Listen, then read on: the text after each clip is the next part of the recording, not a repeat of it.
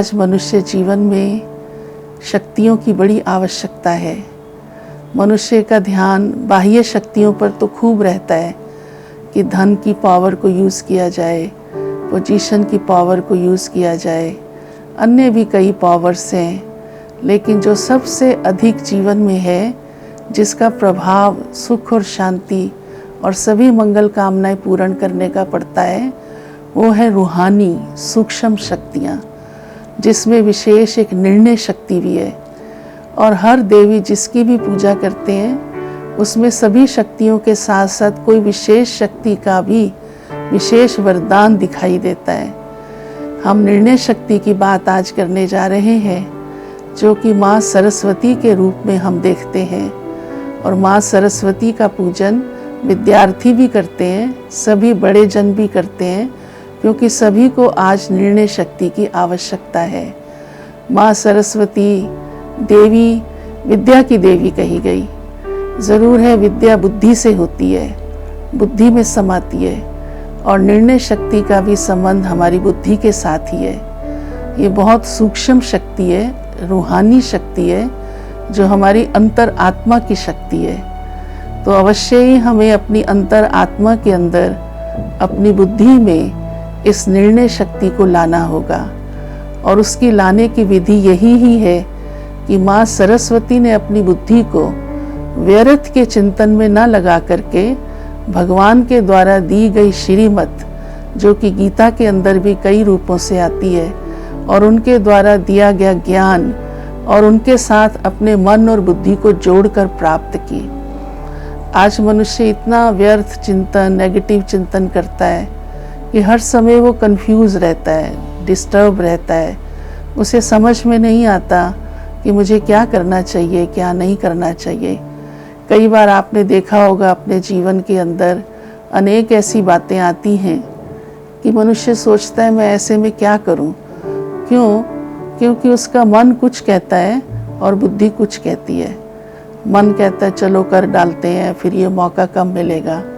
फिर बुद्धि एक बार उसको ठक ठक करती है अंदर से, नहीं भाई ये गलत है, ये करना ठीक नहीं है, आप इस बहाव में नहीं आओ। तो वो सोच में पड़ जाता है, कंफ्यूज हो जाता है, और कई बार तो मानसिक रूप से इतना डिस्टर्ब हो जाता है कि उसे समझ नहीं आता मुझे क्या करना चाहिए, और निर्णय ठीक से नहीं कर पाता। और अगर मन के बहाव में आ जाता है तो निर्णय गलत होने से उसका बहुत बड़ा धोखा भी उसके जीवन में हो जाता है। ऐसी आए दिन की घटनाएं भी हम सुनते ही रहते हैं, और व्यक्तिगत जीवन में भी छोटी छोटी बातों से भी हम सबको पता चलता है, और बाद में महसूस भी हो जाता है कि अगर मैं इस तरह से सोचता या निर्णय करता तो ये कार्य बहुत अच्छा हो जाता। क्योंकि निर्णय शक्ति हमारे जीवन में सफलता लाती है। आपने देखा होगा कि तराजू को जब कोई चीज़ तोलते हैं कि ये ठीक इसका वेट है, तो तराजू पर रखते हैं। और तराजू की क्या खास बात होती है, दो पलड़े होते हैं, और दोनों पलड़ों के बीच में एक कांटा होता है।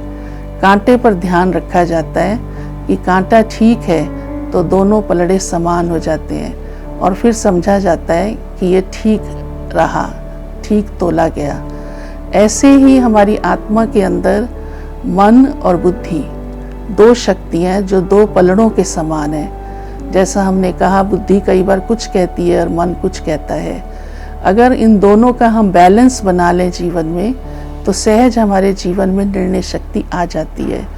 और इसका बैलेंस बनाने के लिए कांटा वो क्या है कि अपने विचारों को हमें उस परम शक्ति जो सुप्रीम पावर ऑलमाइटी है, सर्व शक्तियों का भंडार है, सर्व प्राप्तियों का भंडार है, उस पर केंद्रित करें, जिसे हम राजयोग भी कहते हैं। जब हम अपने विचारों को इधर उधर से हटाकर, व्यर्थ चिंतन ना करके, नेगेटिव चिंतन ना करके, तेरी मेरी बातों के प्रभाव में ना आ करके, अपने ही विचारों को उस सुप्रीम पावर निराकार ज्योतिमय बिंदु जिसे शिव कहा गया है, उन पर केंद्रित करते हैं, तो हमारा मन और बुद्धि बैलेंस में आ जाता है। शिव शक्तियों ने यही ही किया, देवियों ने यही ही तपस्या की।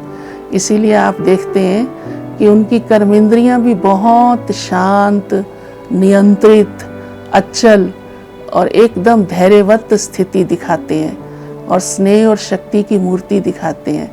सरस्वती के नैनों से भी लगता है कि वो कैसे उनके नैनों में गहराई है, एक शांति है, और इसलिए हंस की सवारी भी दिखाते हैं क्योंकि हंस मोती चुगता है। तो जब हम अपने जीवन की ऐसी धारणाएं बना लेते हैं तो हमारा मन और बुद्धि बैलेंस में रहता है, जिससे निर्णय करना बहुत सहज हो जाता है। आपको कभी भी कंफ्यूजन नहीं होगा कि ये मैंने क्या किया, और कभी उस समय निर्णय करने के बाद लगता भी है कि नहीं ऐसा कर लेते, क्योंकि मनुष्य के स्वभाव में कहीं ना कहीं स्वार्थ, अपनापन भी होता है। परंतु अगर आपने निष्पक्ष भाव से वो निर्णय लिया है तो बाद में आने वाले टाइम में आपको अवश्य ये महसूस होगा कि ये निर्णय मेरा ठीक था।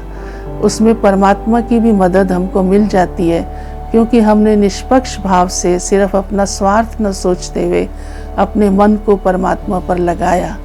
तो यही हमारे जीवन की धारणा हमारी निर्णय शक्ति को बढ़ा देती है, और निर्णय शक्ति ऐसी है जो हमें अनेक शक्तियों का अनुभव भी कराती है।